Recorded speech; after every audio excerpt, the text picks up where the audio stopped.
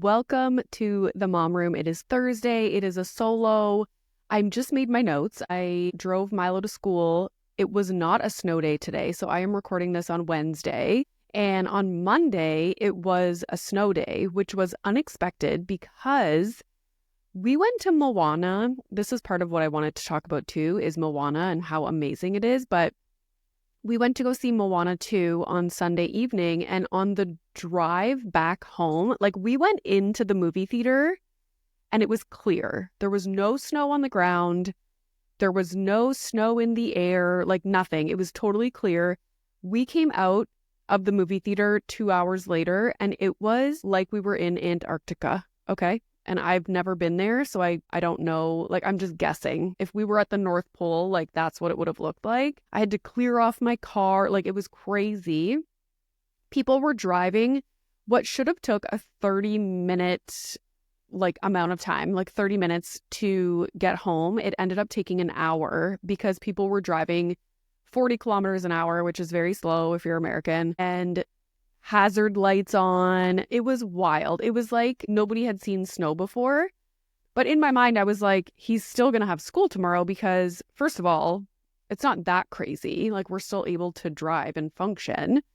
Second of all, by the time it's tomorrow morning, all the plows will have, taken away the snow. And I'm just realizing now, if you live in a climate where you don't have snowstorms and this kind of weather, you're probably like, what is she talking about? But these are the things that I think about and have lived with my whole life, okay? So if there's a big storm in the evening, everything the next morning should be fine and good to go because the plows have been working all night and salting the roads. Yes, we put salt and dirt and stuff on the roads so that they're not slippery. You move the snow, all the things. And people should have snow tires by this time. And I could tell driving home from Moana 2 the other day that a lot of people did not have their snow tires on. And so while I was not concerned for our safety from my driving and our vehicle, I was concerned about other people sliding into us or something. But at least everybody was going pretty slow. So even if they did run into you, it wouldn't have been, a dangerous situation. It just would have been friggin' annoying. But anyways, I was shocked. Monday morning, school closed. What? So I had so many meetings that day and Milo sat with me in my meetings. Thank God there's a mute button. We got through it though. The day flew by. I had to leave early. Thank God my husband made it home on time because I had to go downtown for the Pillows and Beer podcast event, which was amazing. Thank you, Hey You, for inviting me. But yeah, we saw Moana 2. Today was not a snow day. Thank God. Although the snow is coming today, so it's even as I was driving home from drop off this morning, I could tell it's starting to get a little crazy out there. And I think the majority of the snow is going to happen this afternoon and this evening. So in my mind, I'm like, oh God, now is tomorrow going to be a snow day? Which is not a big deal. I don't have anything scheduled tomorrow. But I would like to get things organized for Christmas. I want to lay out all his gifts, maybe start wrapping, see what we have for him, what we still need to get, what do we have for his stocking. Also, I'm getting my parents some gifts because they're coming to do Christmas with us this year. God, I feel like I'm going to sneeze. Okay, so anyways, there are a bunch of things that I want to get done. So it would suck if it was a snow day tomorrow, but not be terrible. He could potentially help me, which then makes everything take longer, but that's okay. Speaking of wanting to get things done, can you see my nails? If you're watching on YouTube, how cute are these nails? We are going to Disney on Saturday morning. I'm so excited. I can't believe this is my job. We are going to Disney on Saturday, and then on Monday, we are taking off on the Disney Treasure, which is one of their cruise ships, for a media sailing. I think people in the boating industry call when you leave on a cruise or you're going on a cruise, it's like a sailing.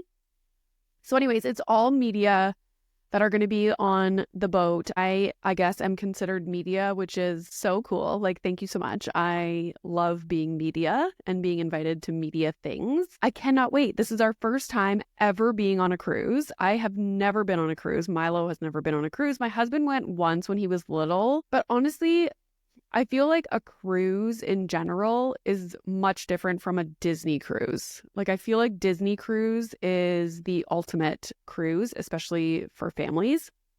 So I'm so excited that our first experience on a cruise is going to be a Disney cruise. And we had a meeting the other day and we went over some of the things that are on the ship. And one of the restaurants is a Marvel themed restaurant. Like, cannot wait. Milo is going to freak his freak.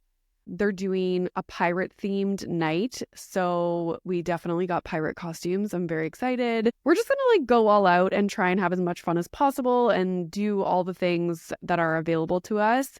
I believe this cruise stops in the Bahamas and you have the option to get off the boat and go to the beach. So that will be lovely. I'm going to vlog the entire thing and try and give lots of like tips and info about what a cruise is like as opposed to going to a resort or like some other kind of vacation. Because not gonna lie, like we've never booked a cruise before because I have no idea what to expect. Like I don't understand what a cruise is. I don't understand what our days are going to look like, meals, nothing. So I will give you guys all of the information about what the cruise is, how it went, the logistics, what we packed, what we shouldn't have packed. My goal is to not overpack because I tend to do that.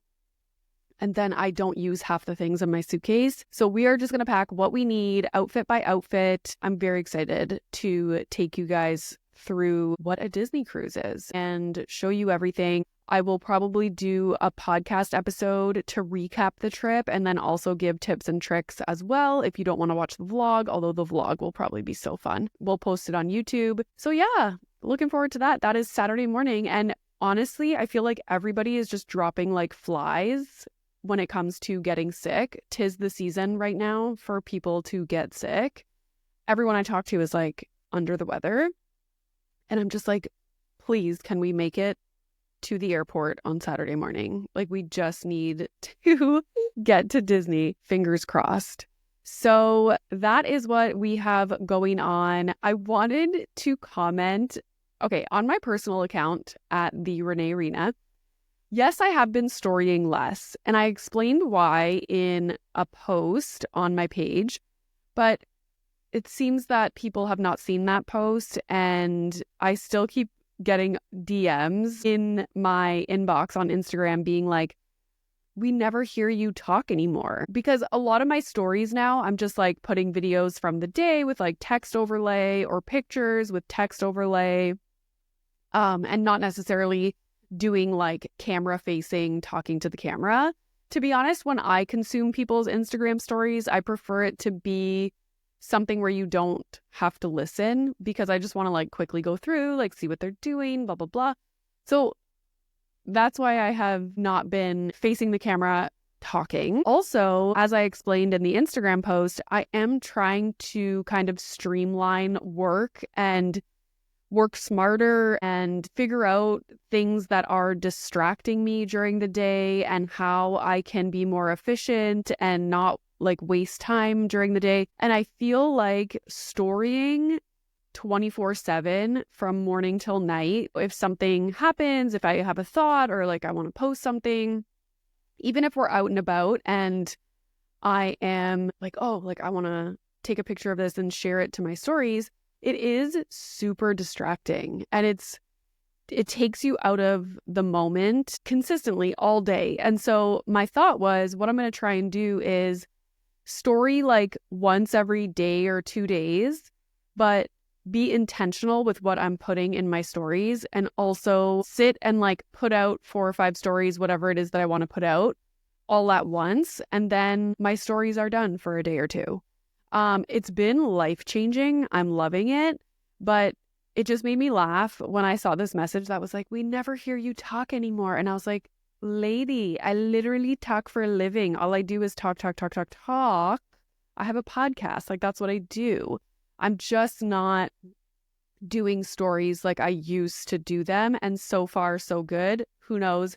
Maybe that'll change. I'm sure I'll be storying like when we go on trips or I'm doing something super exciting. Obviously, like for the Disney cruise, I'll probably be storying the whole time. but maybe not. Who knows? Maybe I'll take content during the day and then just share it before we go to bed. Like, I'm just trying some things out.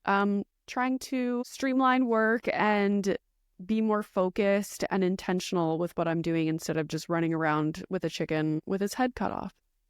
That's that on that. Let's get into pop culture. And this is not a story that you probably heard of, because I was scrolling TikTok this morning. Speaking of being distracted and wasting time, I was just having my coffee. Nobody else was with me, scrolling TikTok. And I'm so happy that I did, because I came across this TikTok from a guy. His account name is @Speedy, and SPE. And I guess he has a podcast, and he was fortunate enough to interview The Rock. That is right, Dwayne Johnson, The Rock. And he was like, here is the story about how I influenced The Rock, who is literally the biggest influencer in the world. If you look at his Instagram followers, how many Instagram followers does he have? Let's see. It's crazy. Like, you think Justin Bieber and those people have lots of followers? Go check out The Rock's Instagram page. It is bananas how much. 5 million Instagram followers is The Rock. Okay. The biggest influencer in the world. So talented. I think about him all the time, especially recently because we were watching Moana so much. I was like, can this guy, like, he does everything. Action movies, comedy movies, freaking cartoons, Disney. Like, he's the bomb. A very well-liked celebrity as well. He seems like such a nice guy. So this guy's TikTok said, here's the story of how I influenced The Rock. And I was like, I'm going to keep watching. Tell me more. I'm so interested. And he basically in the interview said to him, like, you're working so much. Like, all you do is work, work, work. You're obviously incredibly busy. Do you ever have fun? Like, do you get to enjoy all of this work that you put out into the world? Like, do you actually get to sit back and enjoy yourself? And he was like, what do you do for fun? And The Rock was kind of taken aback by the question. And he was like, you know what? I actually really love this question. And he goes, what do you mean by fun? And the guy was like fun. Like, do you ever just like kick your feet up, have fun? He goes, I think I've seen you go fishing twice, but it was at your property. Like, you didn't even leave the house. And The Rock was laughing. And so what ended up happening was he did that interview. And then I guess in the future, The Rock was doing another interview. It looked like it was when he was doing press for Moana 2. And he brought up that interview that he did with the Speedy guy. He brought it up in a future interview being like, yeah, this guy asked me, like, do you ever have fun? And it made me really think. And I went home and I talked about it with my family that day. And so that was really cool. And then fast forward a little bit more, a few days later, The Rock was on Instagram laying on like a pool chair in his backyard or something. And he was talking about how, everybody work. Everybody works so much, and he's trying to now get better at putting his feet up and relaxing and doing things that he enjoys. And it was just so neat how this one question in a podcast interview influenced the biggest influencer in the world, basically. And I just thought that was such a cool story. And so I was looking at some of his podcast clips from The Rock's interview. And one of the other questions that he asked him was, when's the last time you flew commercial, like as opposed to flying private? And he goes, oh, probably a couple years ago. And the guy was like, oh, really? Like, surprised by that answer. And he said, yeah, like the only time I would fly commercial is if something goes wrong, and he was laughing at how ridiculous this sounds, but the jet couldn't make it to the airport and I had to be somewhere at a certain time or whatever it might be, technical issues, maintenance issues, whatever.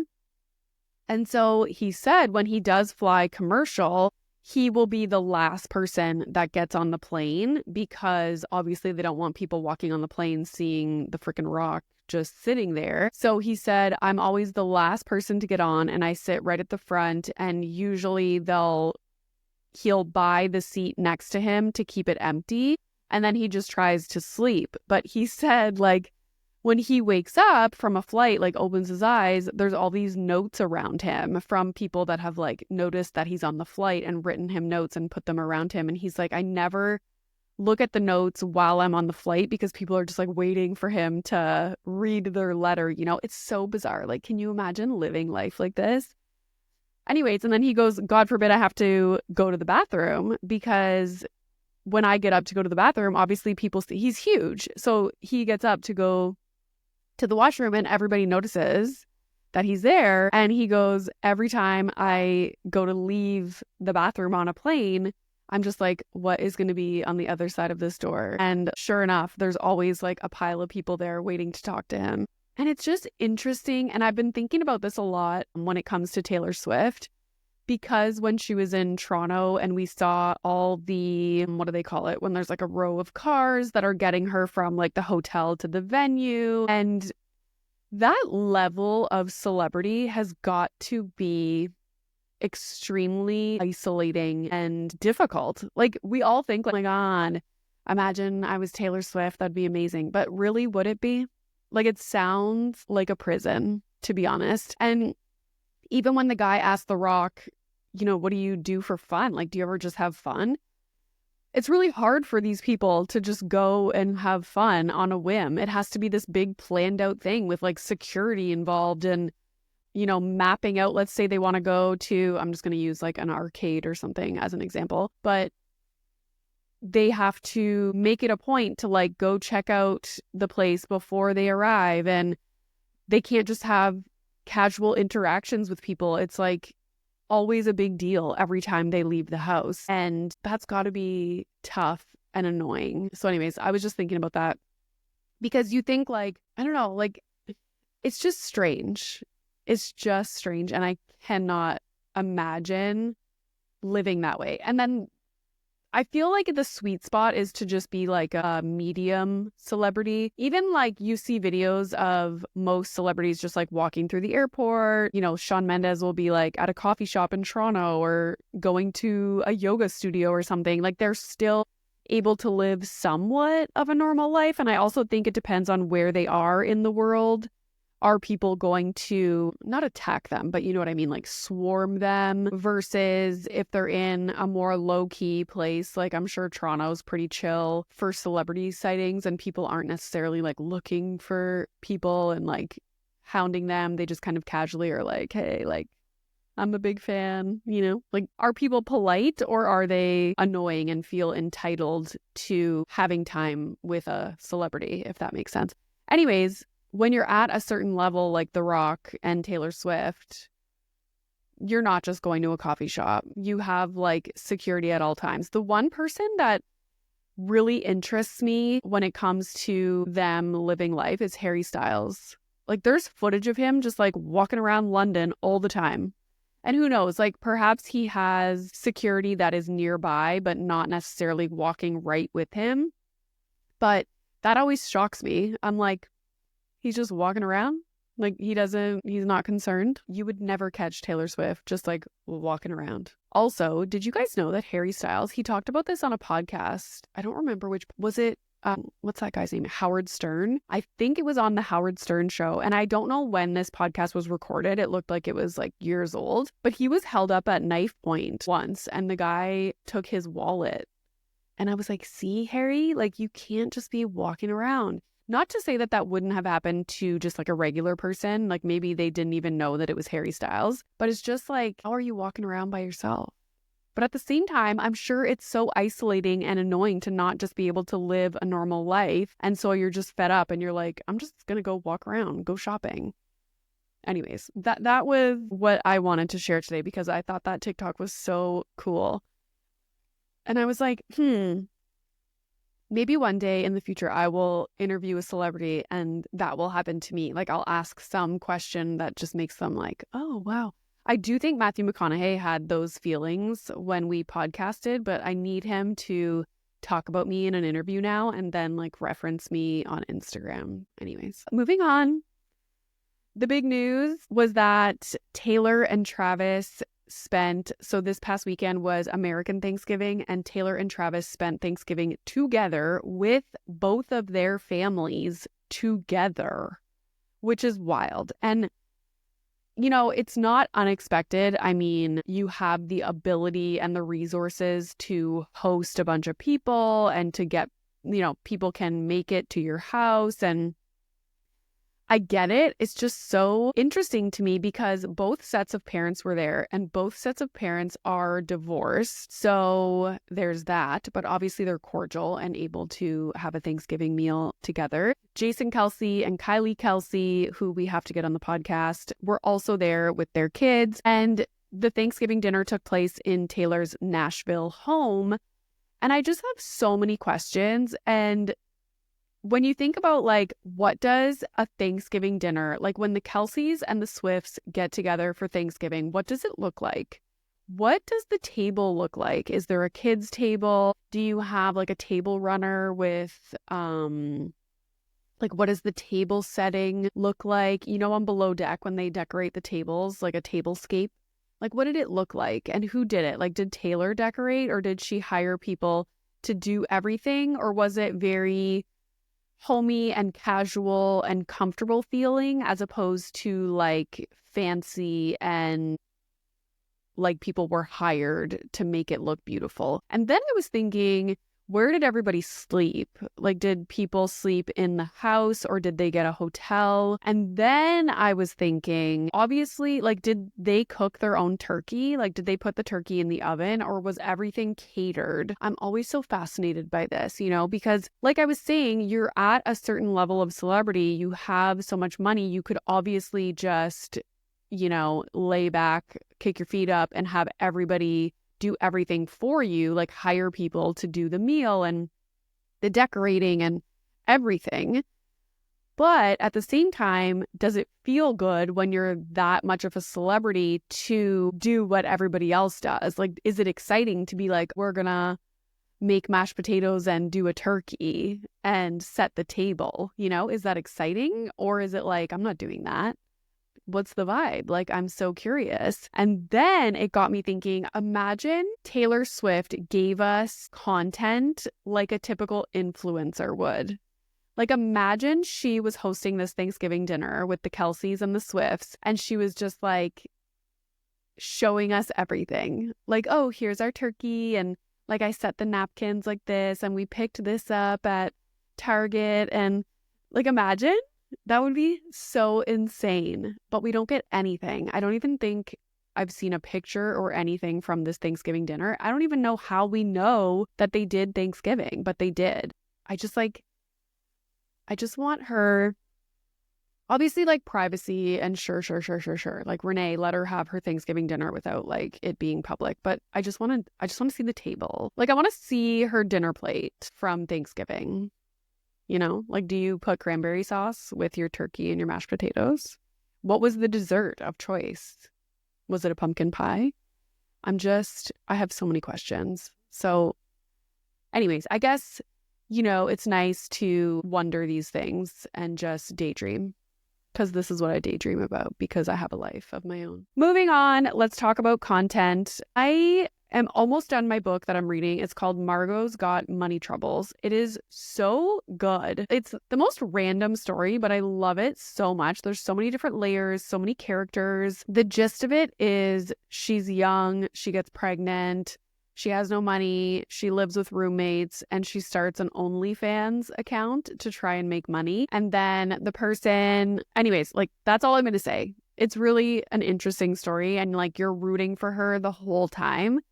I am almost done this book, and next I want to read a holiday book that just has cozy Christmas vibes. And I put up this thing on my Instagram story, and I was like, I really want to read a cute book that's holiday vibes. What are your book recommendations? And I was giggling so much when I was reading the recommendations, because nowhere did I say I want to read smut that has to do with Christmas. I didn't say that, but so many people recommended the book called How My Neighbor Stole Christmas. And so many people put the little red pepper beside the recommendation as if this is a spicy book. I said I want cute holiday vibes. I didn't say I wanted to read erotica that just happened to take place over the holiday season. Do you know what I'm saying? But anyway, so many people recommended this book, so it must be good. So again, it's called How My Neighbor Stole Christmas. And then a lot of the comments were like, please share, please share. I want to read a book that has holiday vibes, cutesy, cutesy, cutesy as well. And so some of the replies were Snowed In and The Holiday Romance. Apparently, they are two books that are somewhat connected. They have overlapping characters. One of the books that I screenshot and saved that I will probably read is called In a Holidays. A lot of people recommended that one as well. Elin Hildebrand, which is one of my favorite authors, her books are the perfect example of books that are not cheesy. They don't have like the cheesy like enemies to lovers, like just so you know what's going to happen. You know exactly what to expect just from looking on the cover. Like her books are different, but they're not romance in the sense that it's like smut, but it's just cute, good vibes, if that makes sense. I love Elin's books.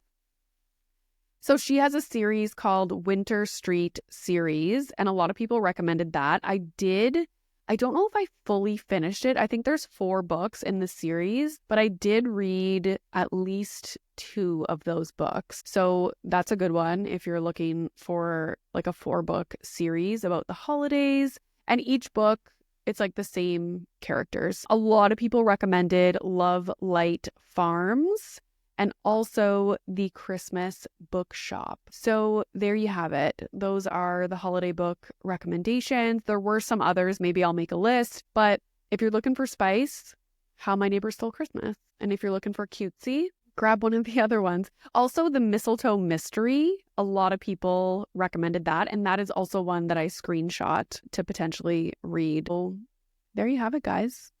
Thank you so much for listening. I am going to go check on the weather because that's what I do. It's snowing like crazy, speaking of cutesy holiday vibes. And I need to eat breakfast. I have meetings, doing laundry, all the things. But yeah, I will be taking a 2-week break over the holidays, which I never used to do. And finally, I'm like, Renee, why don't you just take a break? So there will be no episodes from...